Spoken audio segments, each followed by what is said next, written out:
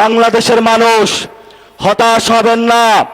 লা তাহজান ইন্নাল্লাহা মানা, আল্লাহ আমাদের সাথে আছেন, শক্তিমান, ভয় নাই, জয় করব আমরা ইনশাআল্লাহ। আরো দ্বিগুণ হয়ে পার্লামেন্টে যাব।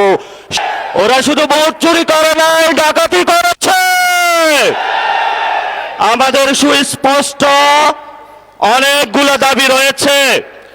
আজকে নির্বাচনের পরে 11 দলীয় যে ঐক্য রয়েছে, আমরা জনগণের সামনে উপস্থিত হয়েছি।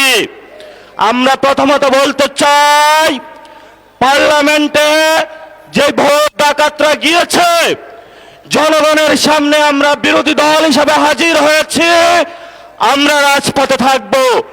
কড়ায় গন্ডায় ইঞ্চি ইঞ্চি করে জনগণের উপরে যারা ভোটার ইঞ্জিনিয়ারিং করেছে, ভোট ডাকাতি করেছে, নতুন ভাবে জুলুম চাপিয়ে দেবার চেষ্টা করছে, আমরা তাদের কাছ থেকে বুঝে নেব ইনশাআল্লাহ।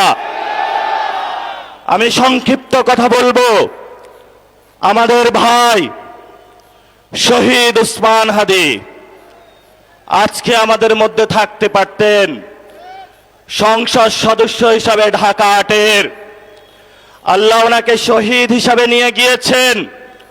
আমরা বিচারের দাবিতে মাঠে গিয়েছি।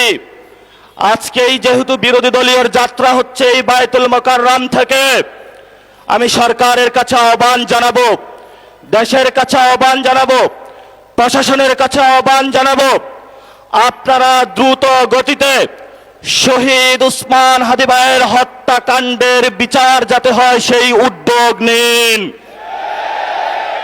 আমাদেরকে এতদিন বলা হয়েছে বিচার এবং নির্বাচন মুখোমুখি দাঁড় করাবেন না। আমরা মরিয়া প্রমাণ করিলাম যে আমরা নির্বাচন বিরোধী নই।